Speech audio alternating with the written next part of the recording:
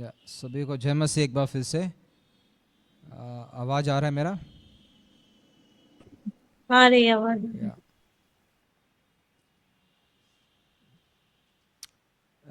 चलिए, जिस प्रकार से मैंने पिछले हफ्ते कहा था, हम दो कलीसियाओं के विषय में हम पढ़ चुके हैं। इफिसुस जो कि एक प्रेमहीन कलीसिया है, और स्मिरना जो कि एक सताई हुई कलीसिया। इन दो कलीसियाओं के विषय में हमने पढ़ा है। और पहला अध्याय भी जो एक परिचय दिखाता है, फिर जो सातों कलीसियाओं को यूहन्ना का जो एक अभिवादन है उसके विषय में हमने सीखा था। यूहन्ना को मसीह का जो दर्शन प्राप्त होता है, और उस दर्शन के आधार पर हमने देखा भी है कि उसका अर्थ क्या है, और क्या यीशु मसीह अपने आप को दर्शाकर क्या जताना चाहता है, और किस प्रकार से वो चाहता था कि इसका जो संदेश है वो तमाम कलीसियाओं में यूहन्ना के द्वारा पहुंचने पाए। ठीक है, तो पिछले हफ्ते मैंने कहा था कि अगर कोई भी प्रश्न है आप लोगों के पास तो आप लोग पूछ सकते हैं। हम कुछ समय उसके लिए हम व्यय करना चाहते हैं।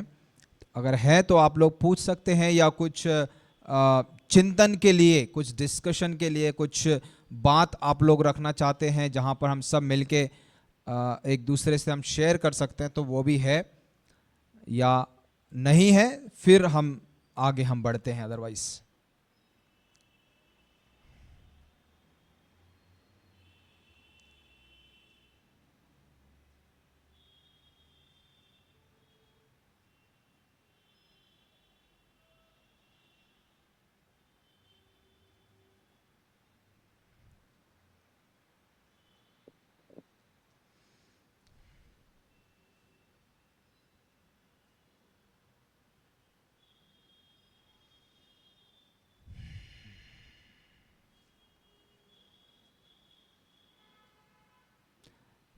आप लोगों की खामोशियां बता रही हैं कि सब समझ में आ गया है।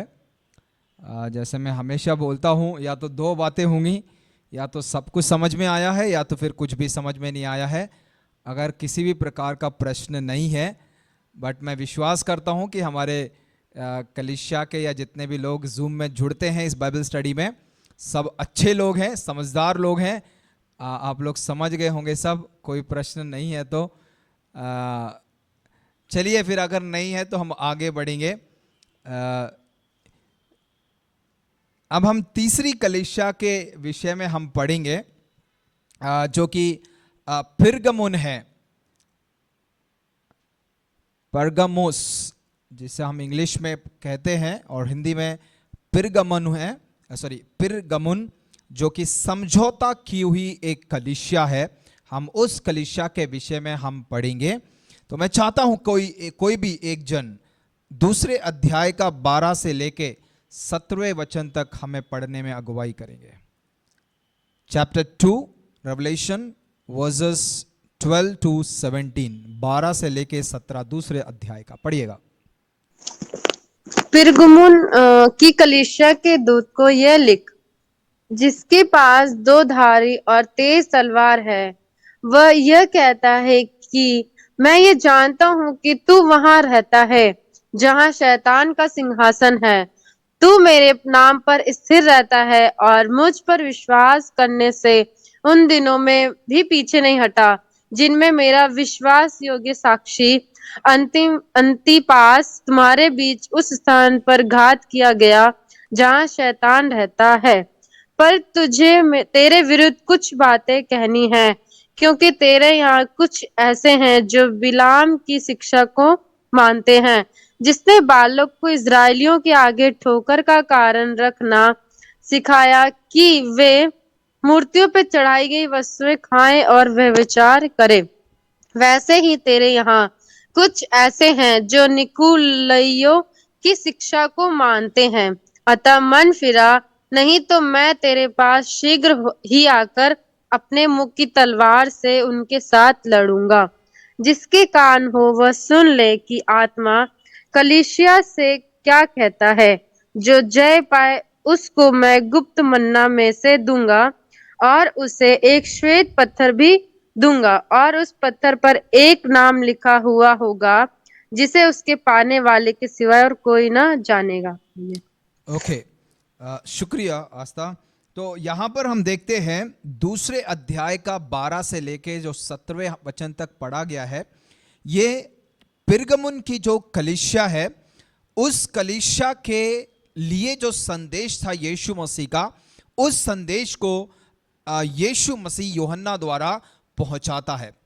अगर आपको याद हो, जब हम इफिसुस की कलीसिया के विषय में और स्मिर्ना कलीसिया के विषय में जब हम सीख रहे थे, यीशु मसीह हर एक कलीसिया को जब संदेश लिखना या संदेश देना जब शुरू करता है, हम देखते हैं कि शुरुआत में यीशु मसीह अपने आप की एक पहचान को वहां पर प्रकट करता है ना। जैसे जब हम इफिसुस की कलीसिया के विषय में पढ़ रहे थे, यीशु मसीह अपने आप को कैसे वहां पर अपनी पहचान बताता है कि जो सातों तारे अपने दाहिने हाथ में लिए हुए हैं और सोने की सातों दीवटों के बीच में फिरता है, वो यह कहता है। ठीक है, मैं उसके और विवरण में नहीं जाऊंगा क्योंकि हम इसके बारे में सीख चुके हैं। अब जब हम स्मिर्ना में जब हम आते हैं, अब यीशु मसीह वहां पर अपने आप को कैसे, किस पहचान से बता रहा है। कहता है कि स्मिर्ना की कलीसिया के स्वर्गदूत को यह लिख, जो प्रथम और अंतिम है, जो मर गया था अब जीवित हो गया है, वह ये कहता है ना। इफिसुस की कलीसिया में क्या कह रहा था कि जो सातों तारे अपने हाथों में लिए हुए हैं और सोने की सातों दीवटों के बीच में वो फिरता है। स्मिर्ना कलीसिया को कह रहा है कि वो प्रथम और अंतिम है, जो मर गया था अब वह जीवित हो गया है, वह ये कहता है। अब स्मिर्ना जब पिरगमन की कलीसिया में जब हम आते हैं, अपने आप को यीशु मसीह किस पहचान से बता रहा है। कहता है कि जिसके पास तेज दोधारी तलवार है, वे यह कहता है। ठीक है, उस वचन में या उस भाग में जाने से पहले कुछ बातों को मैं जो पिरगमुन की कलीसिया या जो पिरगमुन प्रदेश था उसके विषय में मैं कुछ बातों को आपके सामने इस शाम के समय रखना चाहता हूं। जैसे मैंने शुरुआत में कहा कि जो पिरगमुन है वो एक समझौता की हुई एक कलीसिया है। ठीक है, मैं आपके सामने स्क्रीन शेयर करना चाहता हूं, जो पिछले दिनों में हमने देखा भी था इसे।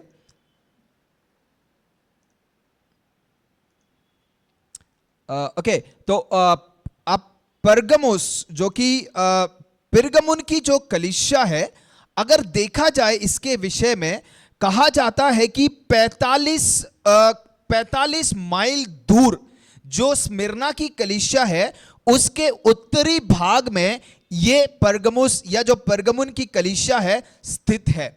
मगर अगर ऊपरी तरफ से अगर देखा जाए 75 किलोमीटर दूरी कहा जाता है। जैसे मैंने 45 तो कहा, वो माइल में कहा है, मगर 75 किलोमीटर ऊपरी भाग में इसे हम देख सकते हैं। जैसे आप देखिएगा, पहला जो है इफिसुस आ गया, दूसरा स्मिर्ना है, तीसरे नंबर पे आ जाती है जो परगमुस की कलीसिया या जो पिरगमुन की कलीसिया है। अब इस चित्र में भी आप देखिएगा, पहले जो कलीसिया है इफिसुस जो हमने देखा था, है ना, जिसके विषय में प्रेमहीन कलीसिया कहा गया है, वही यहां पर दर्शाया गया है। फिर स्मिर्ना जो कि एक सताई हुई कलीसिया है, उसके विषय में कहा है। और तीसरा है जो एक कॉम्प्रोमाइजिंग चर्च है या एक समझौता की हुई एक कलीसिया है, जो तीसरे नंबर पर आता है। और जैसे मैंने कहा कि ये जो परगमन का जो कलीसिया है, स्मिर्ना कलीसिया से ऊपरी भाग में जब आप नॉर्थ में जब आप जाएंगे, उत्तरी भाग में, ये 75 किलोमीटर या 45 माइल दूर यहां पर है। और आज के समय में अगर देखा जाए, इसे टर्की, ये जो टर्की हम देश हम शहर को जानते हैं, ये वहां पर स्थित है, ये परगमुम। ठीक है, अब एक दो बातों को और मैं आपको एक दो चित्र और दिखा देता हूं। ये है जो परगमन जो कलीसिया है, आज की स्थिति हम अगर देखा जाए इस प्रकार से है, क्योंकि इस कलीसिया को भी देखा जाए तो इस कलीसिया को भी तोड़ा फोड़ा गया था या जो भी है।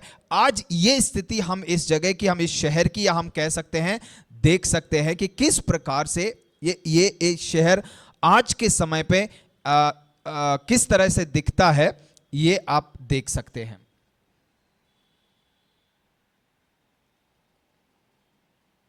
ठीक है, तो मैं इसे बंद कर देता हूं, वापस आएंगे।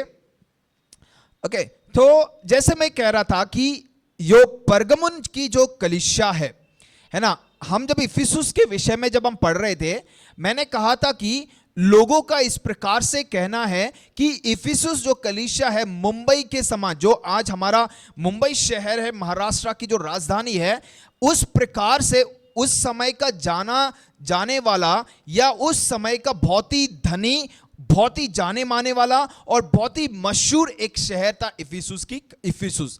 और आज के समय में भी अगर पिरगमुन के बारे में अगर बात की जाए, लोगों का इस प्रकार से कहना है कि जैसे दिल्ली शहर है उसी प्रकार से पिरगमुन उस समय में जाना जाने वाला एक शहर था।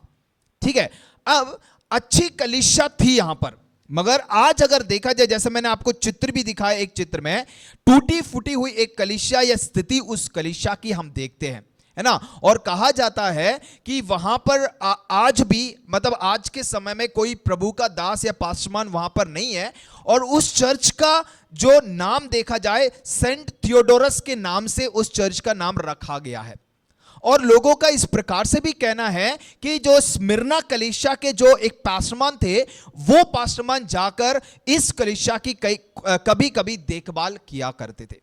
ठीक है, अब चाहे वो इफिसुस हो, चाहे वो स्मिरना हो, चाहे अब इस समय हम पिरगमुन भी देख रहे हैं, यहां पर परमेश्वर या यीशु मसीह हर एक कलीसिया के प्रति एक चेतावनी वहां पर देता। मतलब प्रशंसा तो है ना, उनके विरुद्ध भी कुछ कहना है, मगर यीशु मसीह हम देखते हैं कि न्याय उनके जीवन में लाना चाहता है ना। जैसे इफिसुस की कलीसिया के विषय में हमने पिछले दिनों में पढ़ा था कि कैसे यीशु मसीह ने इफिसुस की कलीसिया के विषय में कहा था कि तू अगर मन ना फिराएगा, है ना, या तू अपनी पहले की स्थिति पे नहीं आएगा, तो तेरा जो स्थान है वहां से क्या कर दिया जाएगा, वहां से हटा दिया जाएगा, है ना। और हमने वास्तविक तौर पे भी हमने देखा था कि इफिसुस की आज के दिन में या आज के समय में क्या हालत है। ठीक है, हम अब ज्यादा हम इफिसुस में नहीं जाएंगे, हम पिरगमुस में वापस आएंगे। अब पिरगमुस के बारे में अगर बात की जाए, इसे 2-3 शब्दों में हम देख सकते हैं। पहला है, जो पिरगमुन है उसका अर्थ है गढ़। मैं फिर से दोहरा देता हूं कि जो पिरगमुन है उसका जो अर्थ है, सबसे पहला अर्थ आप लिख सकते हैं गढ़, है ना। गढ़ मतलब एक बड़ा शहर, एक सिटाडेल, इंग्लिश में हम उसे सिटाडेल कहते हैं, CITADEL। तो एक गढ़ के समान इस नगर को या इस पिरगमुन को जाना जाता था, और अभिमानी था, घमंडी था। और इस शहर के विषय में अगर कहा जाए, जैसे मैंने कहा कि एक बहुत बड़ा शहर जैसे दिल्ली शहर है, और उस समय में भी ये पिरगमुन का शहर बहुत एक बड़ा शहर था, और धनी था, ज्ञानी लोग इस जगह में पाए जाते थे, और चंगाई का एक केंद्र इसे माना जाता था। यही कारण था कि इसे एक बड़ा शहर या एक गढ़ के तौर पे इसे समझा जाता था या लोग इसे मानते थे। अब एक और बात हम यहां पर देखते हैं कि दुनिया की सबसे बड़ी लाइब्रेरी या जो पुस्तकालय है, हम यहां पर देखते हैं कम से कम 2 लाख किताबें, प्रसिद्ध किताबें इस लाइब्रेरी के अंदर हैं। और ये जो किताबें हैं, पार्चमेंट, इंग्लिश में हम उसे पार्चमेंट कहते हैं, या हिंदी में चरम पत्र, एक ऐसा पत्र है या एक ऐसा पेपर है जो जानवर के चमड़े के द्वारा बनाया गया है। और इस जानवर के चमड़े के ऊपर क्या है, इन जो कुछ भी लिखना है, इन चीजों को लिखा जाता था।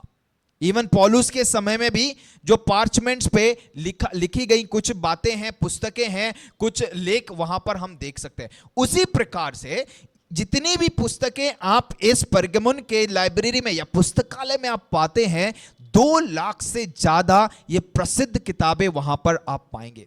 और सारी की सारी किताबें क्या है, जैसे मैंने कहा कि पार्चमेंट के द्वारा या जानवर के जो चमड़े हैं उसके द्वारा बनाई गई है।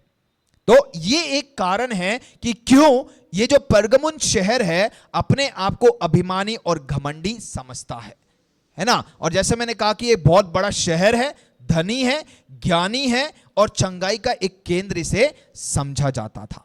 दूसरा हम देखते हैं कि जो परगमन है, इसका जो शब्द है, इसका अर्थ है विवाहित। विवाहित के तौर पे इसका जो अर्थ हम, दूसरा अर्थ हम देख सकते हैं। ठीक है, मतलब क्या है कि जो परगमन का चर्च दुनिया से जुड़ा हुआ था और इसने उन लोगों को दोषी ठहराया था जो विधर्मी सिद्धांतों को पढ़ा रहे थे, या तो कह सकते हैं इसे महसूस करने वाले लोगों को क्या किया, इन्होंने दोषी ठहराया। और अगर थोड़ी और गहराई में अगर हम इसे देखें, हम कह सकते हैं कि सिद्धांत को शुद्ध रखने के महत्व को नहीं देख रहे थे, कि अब तक जो सिद्धांतों को इन्हें सिखाया गया है उन सिद्धांतों के आधार पर अपना जीवन वे नहीं कर रहे थे। तो इसने सुसमाचार को दुनिया के लिए क्या किया, आकर्षक बनाकर प्रचारित करना शुरू किया, यह कहकर कि ईसाई या जो मसीह धर्म है वास्तव में उतना अलग नहीं है। तो मतलब क्या है, यहां पर एक तरफ से एक समझौता करने की कोशिश कर रहे थे।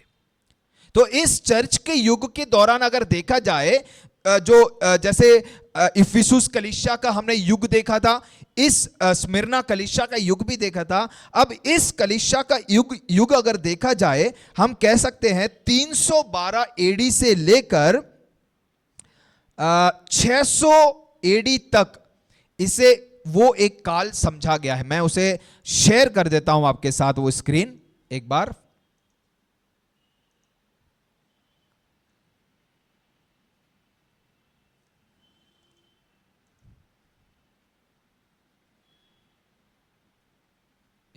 यहां पर आप देख सकते हैं पिरगमुन, मैंने 312 कहा है और यहां पर 314 लिखा है, मगर वास्तविक तौर पे 314 है। 314 से लेके 600 ईसा पूर्व या एडी तक है। और इस कलीसिया को समझौतावादी कहा गया है, जैसे हमने पहले भी देखा कि समझौता की हुई कलीसिया है। ठीक है, और इफिसुस के बारे में हमने देखा था अपोस्टोलिक चर्च है, स्मिरना जो एक शहीद चर्च है, और परगमन के विषय में हम देखते हैं एक समझौतावादी एक चर्च के बारे में हम देखते हैं। और यही कारण है कि इसका जो अर्थ यहां पर बताया गया है ना, विवाहित के तौर पे, है ना, कि दुनिया से जुड़ा हुआ एक कलीसिया हम देख सकते हैं। ठीक है, अब हम वापस आएंगे। अब धार्मिकता के बारे में अगर देखा जाए, इस कलीसिया को एक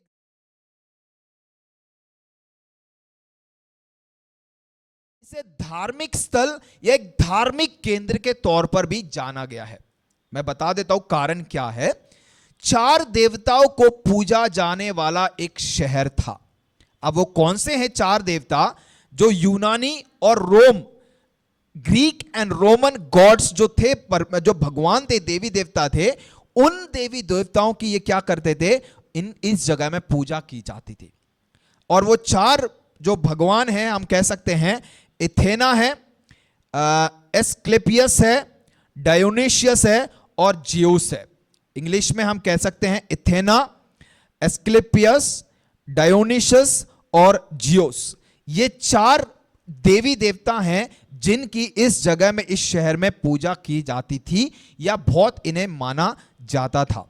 ठीक है, अब इन 4 में से अगर देखा जाए, जो जियोस और जो एथेना हैं, ये बड़ी वेदी है ना, इन दोनों भगवानों की या देवी देवताओं की जो एक बहुत बड़ी वेदी वहां पर हुआ करती थी। और 24 घंटे क्या हुआ करता था, बड़ी मात्रा में बलि चढ़ाई जाती थी।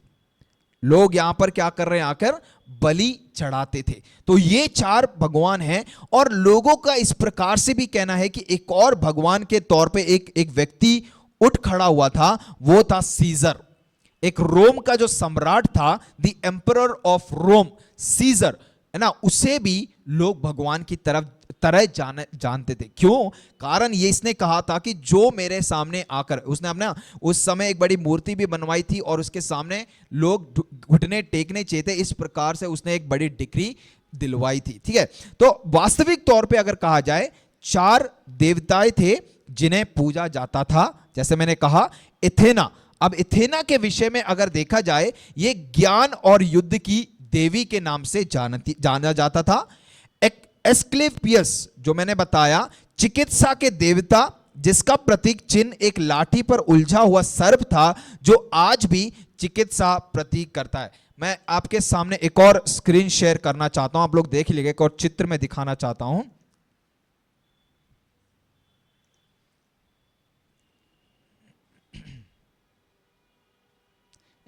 ये चित्र आप लोग देख पा रहे हैं सभी, है ना? ये चित्र क्या है, क्या दर्शाता है? कोई बता सकता है? कैंसर वगैरह जब होता है, कैंसर हॉस्पिटल वगैरह में इसका शेप बना रहता है। ओके, कैंसर अस्पतालों में आपने देखा होगा। और कुछ? ये मूसा की लाठी भी है। मूसा की मूसा लाठी का- है। ओके, और कुछ? जंगल में जो सांप लटकाया था ना, जो जंगल में सांप लटकाया था। ओके, और कुछ? या जो मेडिकल साइंस से हैं, आप लोग बता सकते हैं? हॉस्पिटलों में भी गाड़ियों पे लगी होती है। ओके, मेडिकल जो एम्बुलेंस गाड़ियां हैं उसमें लगी रहती हैं। Okay, good. चलिए, मैं नहीं कहूंगा कि सब लोग ने जो भी कहा है सब सही थे, ठीक है। अब ये जो आप देख रहे हैं, ये जो चित्र है, आप इस चित्र में देखिएगा, बीच में क्या है? एक रॉड है, ठीक है। दोनों तरफ देखिएगा दो सांप है, ठीक है। और दोनों सांप यहां तो इस पिक्चर में नहीं है, मगर 7 बार अपने आप को घुमाकर उस डंडे पर वो लोग लटके हुए हैं। और सबसे ऊपर आप देखेंगे एक पक्षी के जो क्या विंग्स, हम क्या हिंदी में क्या बोलेंगे विंग्स को? पंख है, ठीक है। दोनों तरफ क्या है? पंख है। अब जो विंग्स हैं, ये जो पंख हैं, ये एक कबूतर को दर्शाते हैं, है ना। और कबूतर के विषय में अगर कहा जाए, एक शांति का प्रतीक है, ठीक है। अब हम आते हैं रॉड के विषय में। ये जो रॉड है, ये एक व्यक्ति को दर्शाती है, या एक ह्यूमन को, पर्सन को दिखाती है, और ये मदद को दर्शाता है। और तीसरा जो सांप है, ये एक क्या हम कह सकते हैं, दुष्टता को दर्शाने वाला, मतलब एक पॉइजन, विष ना देने वाला एक सांप है, उसके विषय में ये बताता है ना। अब अगर कहा जाए, a doctor restores peace and save us from evil, ये मेडिकल साइंस में क्यों ज्यादातर इसे इस्तेमाल किया जाता है? क्योंकि उस समय भी अगर कहा जाए, जैसे मैंने कहा कि ये एक देवता का चिन्ह है, चंगाई देने वाला, जैसे मैंने नाम बताया एस्क्लेपियस, ठीक है, ASCLEPIUS। और हिंदी में अगर एंशिएंट इंडिया में अगर देखा जाए, इसे कुंडलिनी के तौर पे जाना जाता था, कुंडलिनी के तौर पे इसे जाना जाता था। अब जैसे मैंने यहां पर पढ़ा है, लोगों का इस प्रकार से मानना था कि जो डॉक्टर है वो हमें बचाएगा, हमें शांति प्रदान करेगा, बचाएगा कहां से? इस दुष्टता से, ठीक है। तो जैसे मैंने कहा कि ये देवता का चिन्ह है।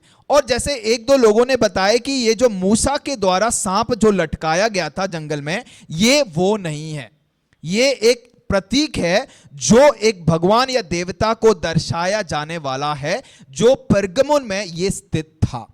और इसकी जैसे मैंने कहानी भी बताई है कि ये क्या है, ये 2 पंख हैं, ये दोनों पंख एक पक्षी को दर्शाते हैं, जो शांति का प्रतीक है।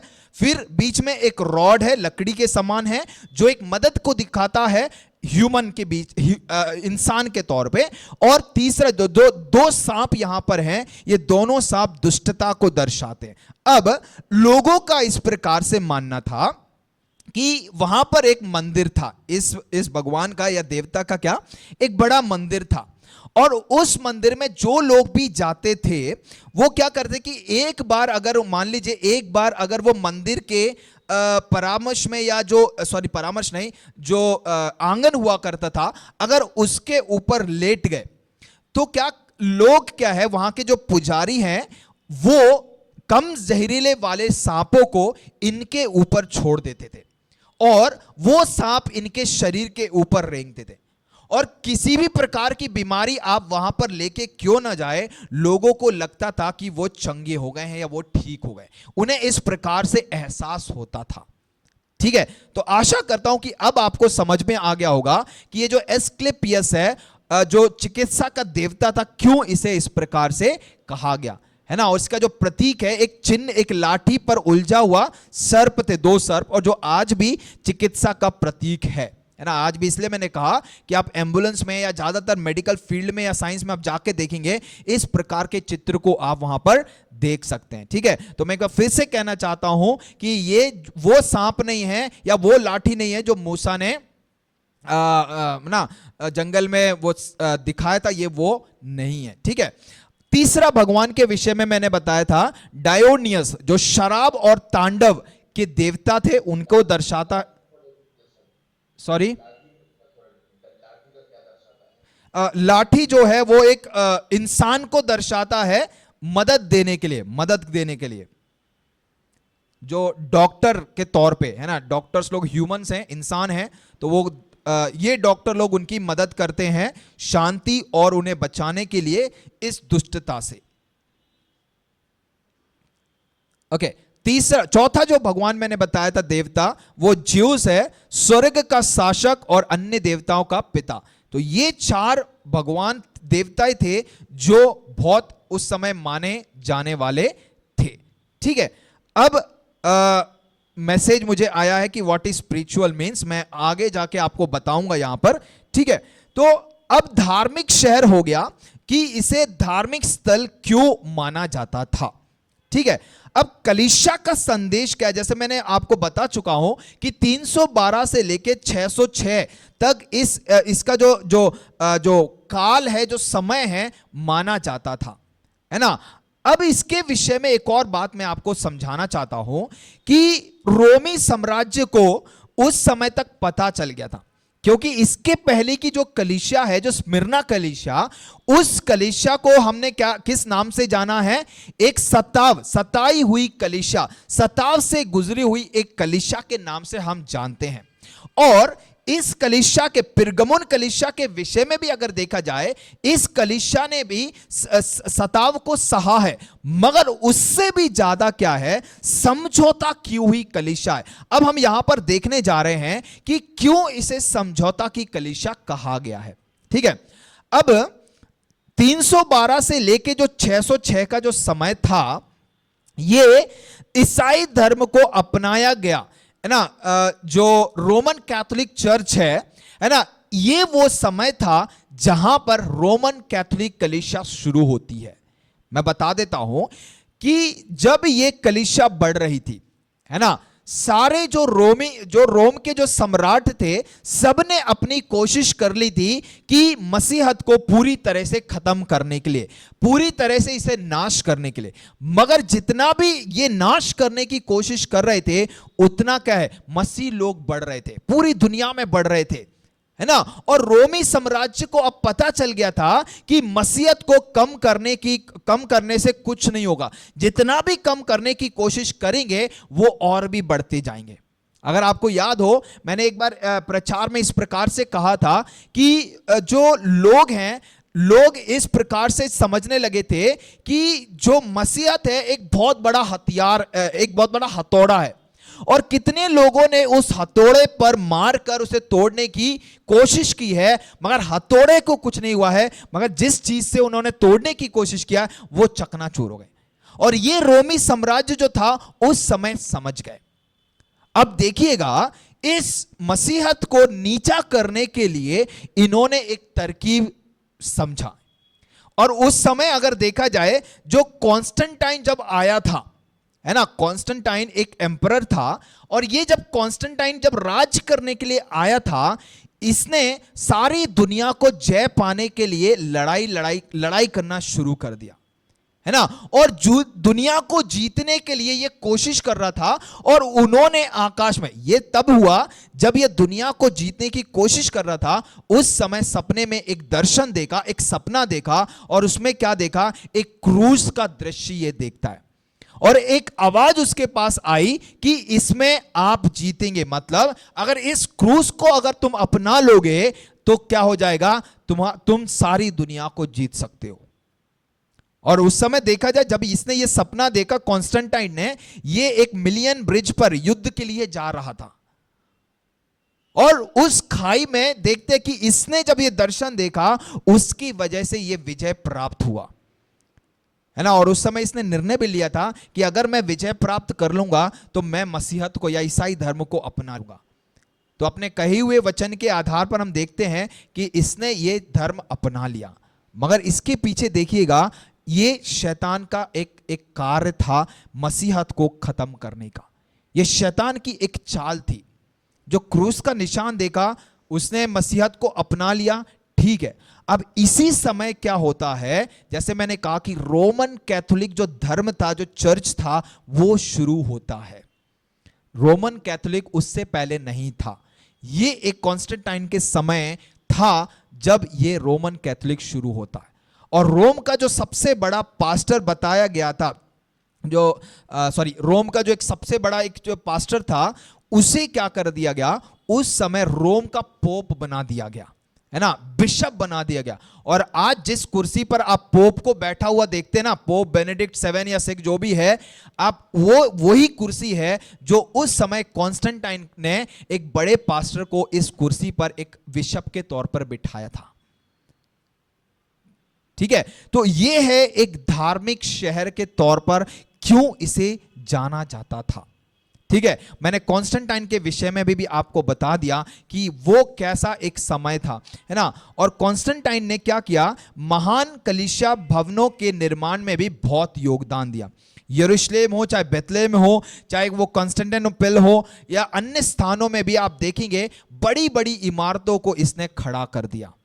और बेहतर और महान और भव्य तौर पर ये जाने जाने वाली बहुत बड़ी बड़ी कलीसियाओं का निर्माण इस कॉन्स्टेंटाइन ने कर दिया। अब जब मैंने आपको बताया था शुरुआत में कि जो परगमुन है, उस कलीसिया या उसका जो अर्थ है विवाहित, है ना। एक और अर्थ में आपको बता देता हूं कि यह उसी मूल शब्द से आया था जिससे हमें मोनोगामी या बाईगामी जैसे शब्द मिलते हैं। इंग्लिश में जो शब्द हैं मोनोगामी या बाईगामी जैसे शब्द यहां पर उजागर होते हैं, ठीक है। और एक परमेश्वर एक व्यक्ति था टॉमी नेल्सन करके, उन्होंने कहा था कि पेरगमन का अर्थ है पूरी तरह से विवाहित। और कई लोग मानते हैं इसमें द्विविवाह की तस्वीर है, मतलब दुनिया के साथ भी विवाह करना है और मसीह के साथ भी विवाह करना। इसीलिए इस कलीसिया को समझौता की हुई कलीसिया के नाम से जाना गया, है ना। तो चर्च की अनैतिकता को बर्दाश्त नहीं करना चाहिए। अगर एक आत्मिक संदेश को अगर देखा जाए, है ना, चाहे वो एक जो हमने यहां पर देखा एस्क्लेपियस, जो हमने जो शब्द देखा जो देवता के बारे में, है ना, जो एक रॉड है, वहां पर 2 सांप हैं और एक पक्षी को दर्शा रहा है ना, जिनका लोगों का यही मानना था कि ये देवता आकर उन्हें क्या करेगा, बचाता है, ठीक है।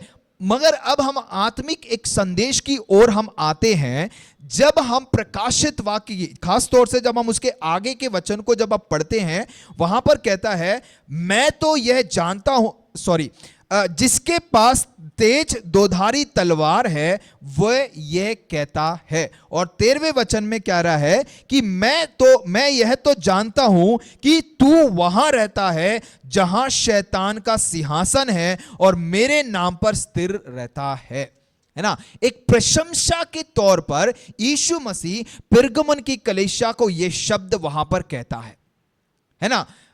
मगर मैं 13वें वचन में आज रात में नहीं जाऊंगा, मैं सिर्फ 12वें वचन का जो दूसरा भाग है मैं उसे बोलकर समाप्त करना चाहता हूं। क्या कहता है कि जिसके पास तेज दोधारी तलवार है। अब ये जो दोधारी तलवार है, प्रभु के वचन के आधार पर, चाहे वो आप इफिसियों की पत्री में 6वें अध्याय में ले लीजिएगा, चाहे वो आप इब्रानियों की पत्री 4:12 में ले लीजिएगा, इन वचनों के आधार पर जो 2 धारी तलवार है परमेश्वर के मुख को दर्शाता है, परमेश्वर के मुख से निकले हुए वचन को दर्शाता है। जो आज हम वचनों को पढ़ते हैं उस वचन को दर्शाता है। अब थोड़ा सा जो समझौता हम पेरगमुन कलीसिया के पास फिर से जाएंगे कि अपने आप को बचाने के लिए इसने क्या किया, जो भी कॉन्स्टेंटाइन जो सम्राट था, जो भी उसने कहा उन चीजों को मानना शुरू कर दिया। और ये एक ऐसा समय था, जैसे मैंने कहा कि ये जो परगमुन जो शहर है, यहां पर बहुत बड़े बड़े ज्ञानी लोग पाए जाते थे और एक ज्ञानी शहर के तौर पर एक जाना जाने वाला एक शहर था। तो बहुत ज्ञानी लोग यहां पर रहते थे। और चाहे आप अपोस्टल से जो प्रेरित लोगों के बाद अगर आप देखेंगे, पौलुस और ऐसे कुछ लोग आए जिन्होंने परमेश्वर के वचन को सुनाना शुरू किया। और उसके बाद हम देखते हैं कुछ फादर्स लोग को, चर्च फादर्स लोग को परमेश्वर ने खड़ा किया कि लोगों को शिक्षा प्रदान की जाए।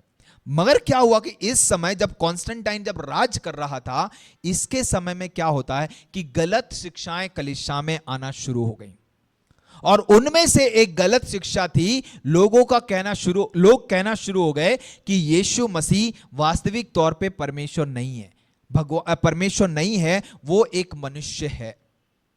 कहते हैं कि जो यीशु मसीह है वो एक सृष्टि है ना। अगर एक शब्द में कहा जाए, उसे नॉस्टिसिज्म कहा जाता है कि जो मैटर है जो मैटर है ना, जिसके द्वारा हम बनाए गए, जो धूल मिट्टी है जिसके द्वारा हम बनाए गए हैं, वो ईविल है, वो दुष्ट है ना।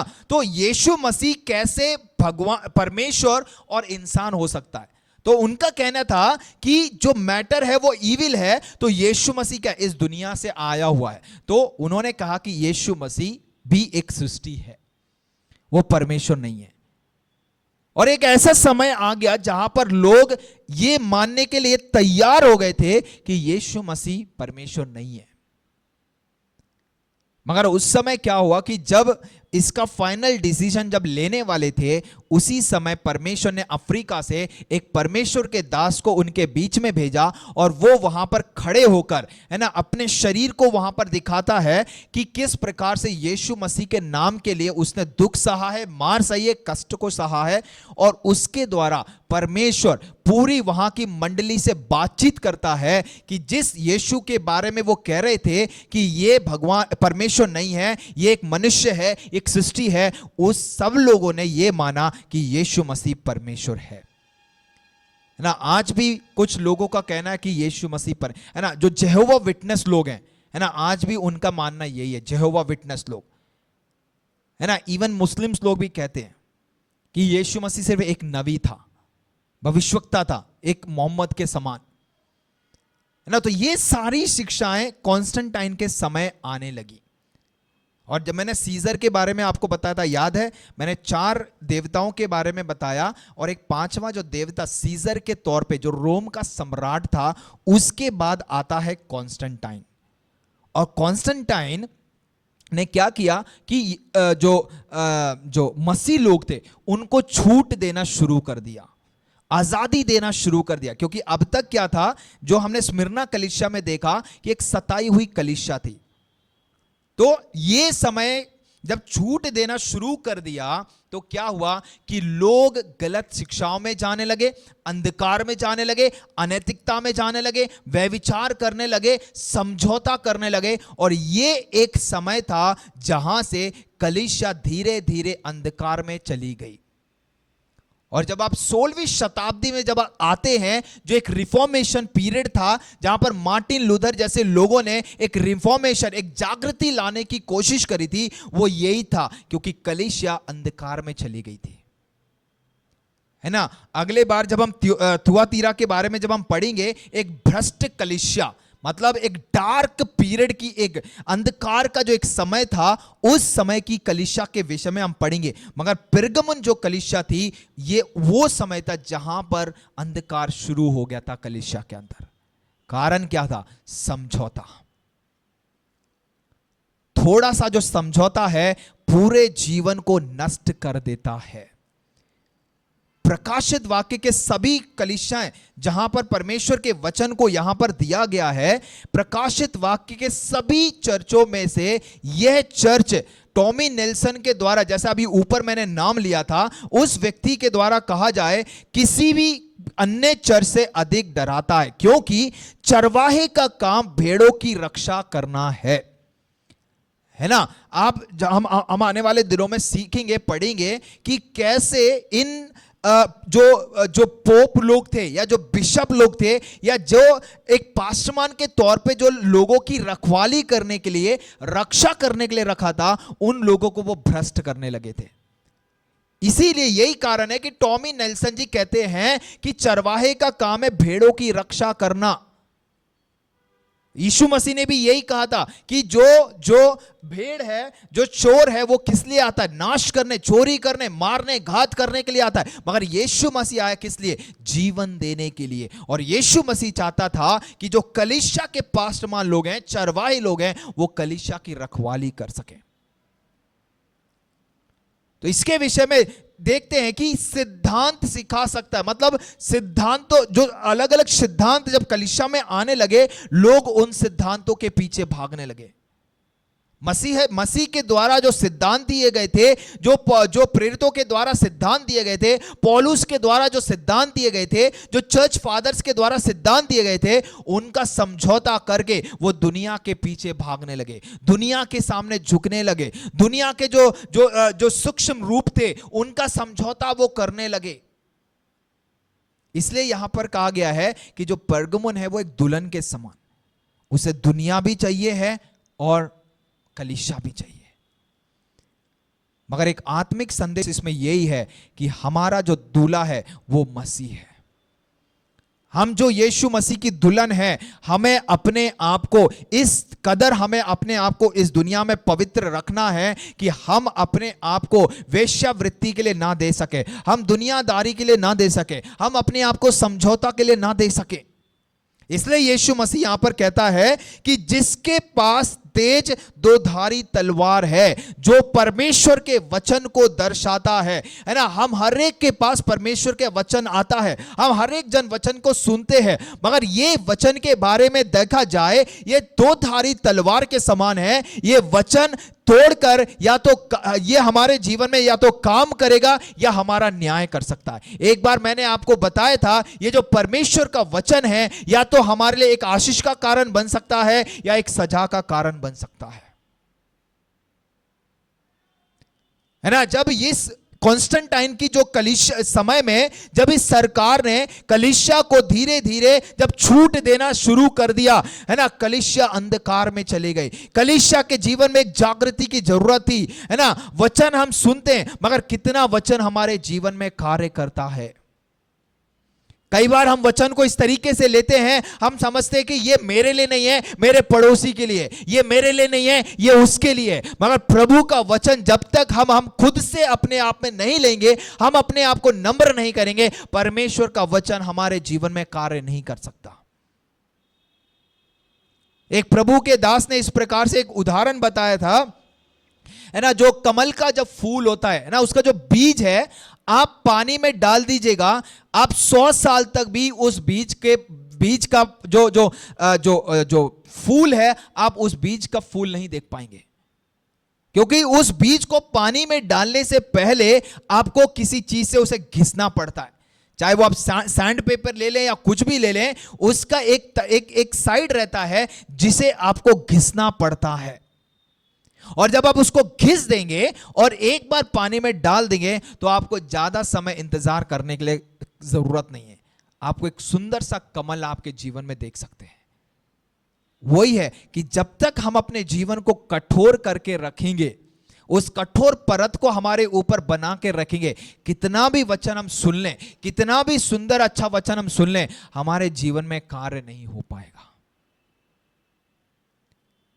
इसलिए प्रभु का वचन यहां क्या कह रहा है कि जिसके पास तेज दोधारी तलवार है ना, जो प्रभु के वचन को दर्शाने वाली एक है ना, जो तलवार है। और कहा जाए कि परगमन की कलीसिया के लिए जो यीशु मसीह अपने आप को रिप्रेजेंट कर रहा है, वो कैसे कि यीशु मसीह के पास अधिकार है न्याय करने के लिए। एक न्याय के तौर पर यहां पर क्या यीशु मसीह अपने आप को दर्शा रहा है ना।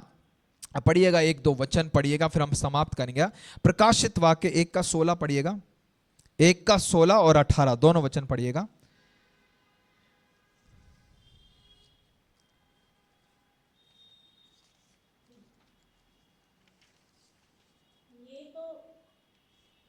दुष्ट, कुड़कुड़ाने वाले और अपनी अभिलाषाओं के अनुसार चलने वाले और और अपने मुंह से घमंड की बातें बोलते हैं और वे लाभ के लिए मुंह देखी बड़ाई किया करते हैं।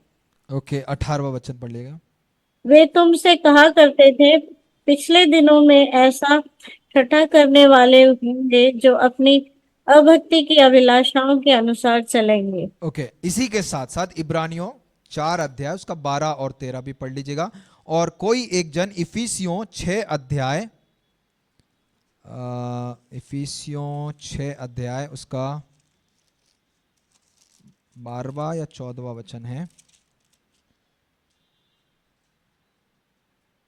17वां वचन पढ़ लेना।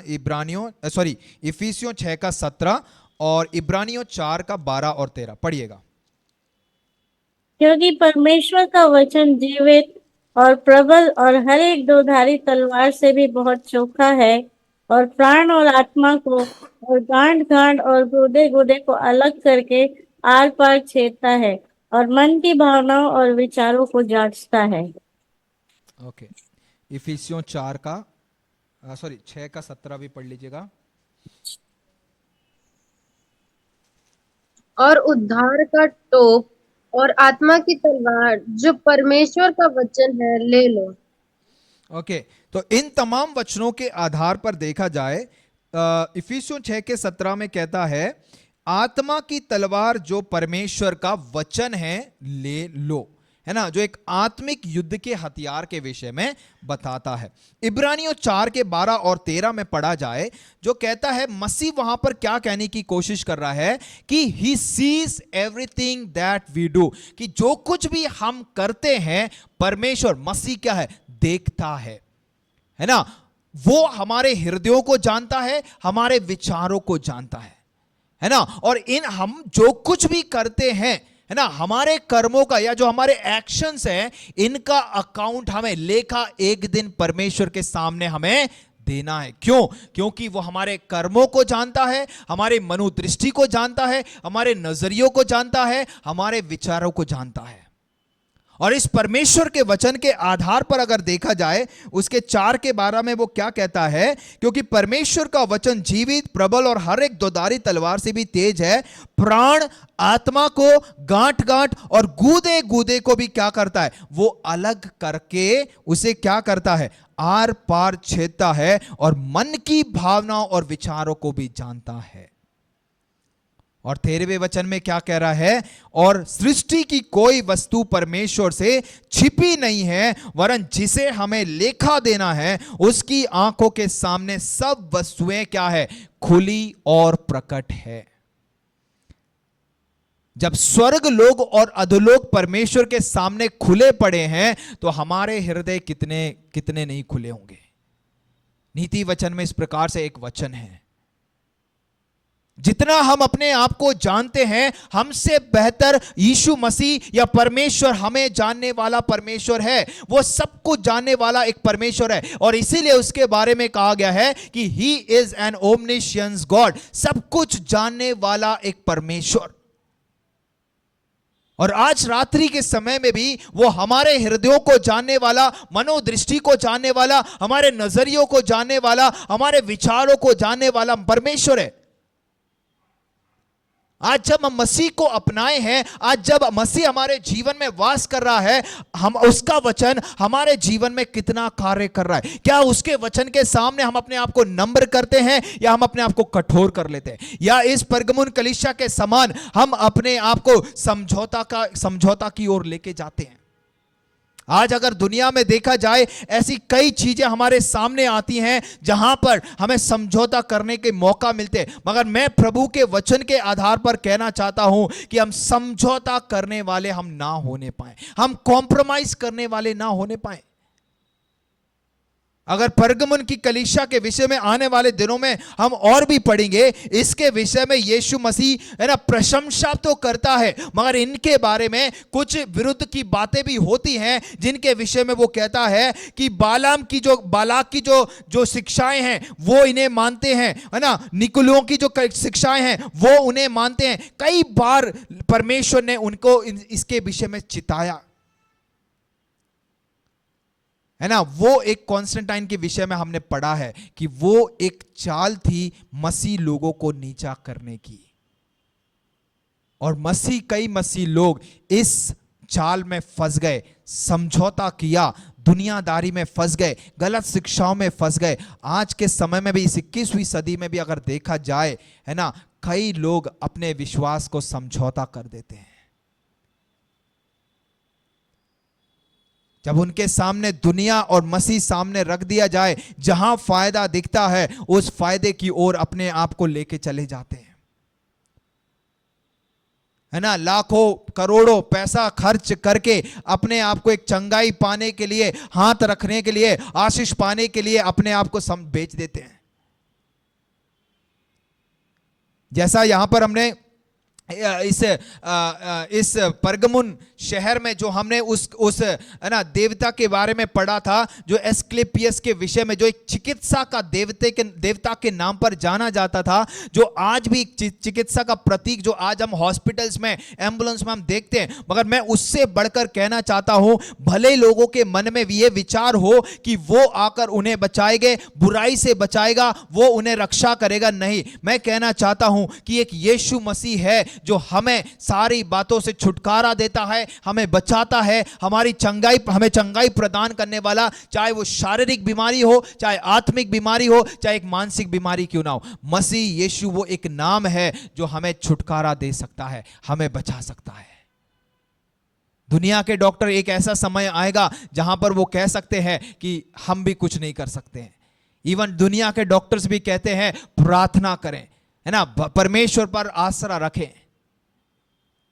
हमें बचाने वाला केवल एक परमेश्वर है, हमें छुड़ाने वाला केवल एक परमेश्वर है ना। इसलिए हम प्रेरितों के काम 4वें अध्याय में पढ़ते हैं कि आकाश के नीचे और स्वर्ग के, पृथ्वी के ऊपर केवल एक ही नाम दिया गया है जिसके द्वारा मनुष्य उद्धार पा सकता है। आज जो नाम हमने पाया है, जो वचन हम तक पहुंचा है, जो वचन प्रभु यीशु के द्वारा हमारे जीवन में आया है, हम समझौता ना करें उसके लिए। चाहे इस दुनिया में हमें कितना भी अच्छा फल मिल जाए, इस दुनिया में कितनी भी अच्छी हमें प्रलोभन करने वाली चीजें मिल जाएं, हमारे फायदे की चीजें मिल जाएं, मगर उन थोड़े समय के ऐशो आराम के लिए हम यीशु को छोड़ने वाले ना हो, है ना। आदम और हव्वा ने उस अदन की वाटिका में यही किया, है ना। थोड़ी देर की चकाचौंध के लिए, थोड़ी देर के उस चमकते हुए फल के लिए अपने आप को बेच दिया। पिछले दिनों में मैं एक जगह सोमवार को एक यूपी में मैं क्लास ले रहा था, और मैं उन्हें जो 12 गोत्र हैं याकूब के, उन 12 पुत्र हैं, उन पुत्रों के बारे में मैं उन्हें सिखा रहा था। और मैं जब हम रूबेन और सिमियोन के विषय में जब हम पढ़ते हैं, इन दोनों के जीवन में देखते हैं कि आशीष के बदले इनके जीवन में श्राप आता है, इन्हें प्रमोशन देने के बदले इनके जीवन में डिमोशन होता है। कारण इन्होंने समझौता किया, अपने पहलौठे को बेच दिया। मगर उसी जगह हम पढ़ते एक दान के विषय में, जो एक और पुत्र था, उसके विषय में हम पढ़ते हैं जिसने आशीष, जो एक आशीष का कारण लोगों के लिए बनता है। आज मैं कहना चाहता हूं कि हम आशीष का कारण बनने के लिए प्रभु ने हमें चुना है, हम समझौता करने वालों में से ना होने पाए।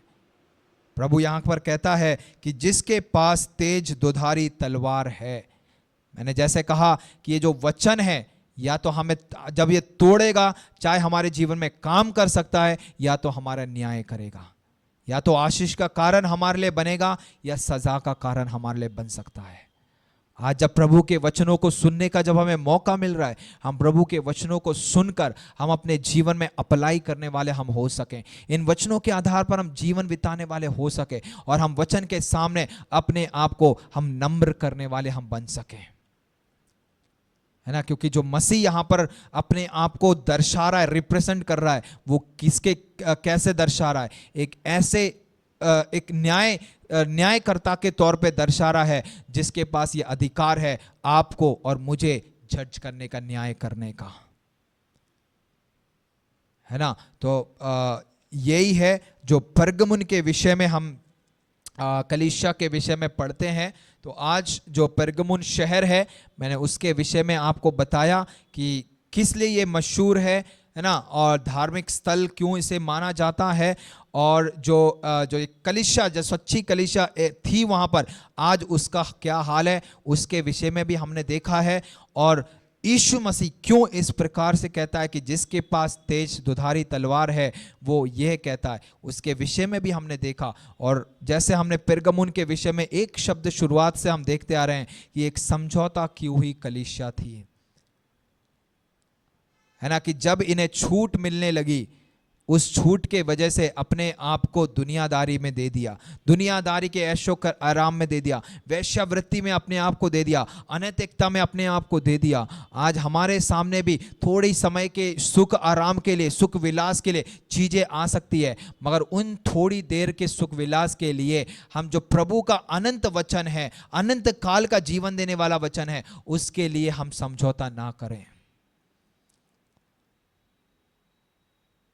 जैसे पिछले हफ्ते हमने सीखा था, है ना, कि यीशु के पीछे मैं चलने लगा, ना लौटूंगा, ना लौटूंगा।